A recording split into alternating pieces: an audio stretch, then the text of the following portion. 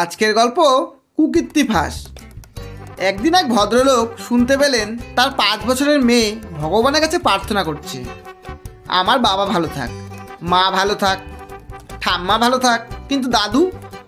ভদ্রলোক তার মেয়ের কাছে জানতে চাইলেন, কি ব্যাপার, তুমি ভগবানের কাছে চাইলে সবাই ভালো থাক, অথচ দাদুর ব্যাপারে থেমে গেলে কেন?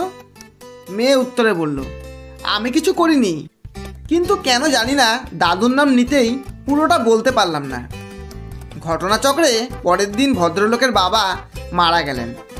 বেশ কিছুদিন পর হঠাৎ ভদ্রলোক আবার শুনতে পেলেন মেয়ের প্রার্থনা, সবার নাম করে করে বলছে ভালো থাক, কিন্তু ঠাম্মা বলে আবার।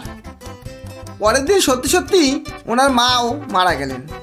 ভদ্রলোক বুঝতে পারলেন মেয়ে ভবিষ্যৎ দেখতে পায়, তবে উনি কাউকে কিছু জানালেন না, কিন্তু গোপনে মেয়েকে ফলো করতে লাগলেন। এরই মধ্যে মেয়ে আরও 4-5 জনের ব্যাপারে ভালো থাক বলতে গিয়ে হোঁচট খেল। আর কি আশ্চর্য, পরের দিন তারা মারাও গেলেন। এর বেশ কয়েক মাস পর উনি আবার ওনার মেয়েকে একদিন প্রার্থনা করতে শুনলেন, মাকে ভালো রাখো, কিন্তু বাবাকে। ভদ্রলোক বুঝতে পারলেন এবার ওনারও ডাক এসেছে। চিন্তায় সারা রাত ঘুমাতে পারলেন না, কাউকে কিছু বলতেও পারছেন না। পরের দিন অফিস গেলেন, কোনো কিছুই ভালো লাগছে না। হাফ ডে নিয়ে এখানে সেখানে ঘুরে বেড়ালেন।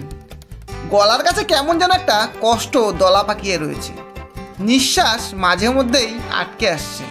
বুঝলেন একেই বোধহয় মৃত্যু যন্ত্রণা বলে। শেষে ঠিক করলেন, না, রাস্তাঘাটে নয়, মরতে হলে নিজের বাড়িতেই মরবেন, সবার সামনে। এরপর বাড়ি ফিরতেই গিন্নির মুখ ঝামটা শুনলেন, কোথায় ছিলে সারাদিন, মোবাইলেরও সুইচ অফ করে রেখেছ। আর জানো এদিকে এক কাণ্ড হয়েছে, পাশের বাড়ির দিলীপদা হঠাৎ আজ দুপুরে মারা গেলেন। ধন্যবাদ। গল্পটি যদি ভালো লাগে একটা লাইক অবশ্যই দেবেন এবং বন্ধু ও প্রিয়জনদের শেয়ার করে চ্যানেলটি সাবস্ক্রাইব করে পাশে থাকবেন।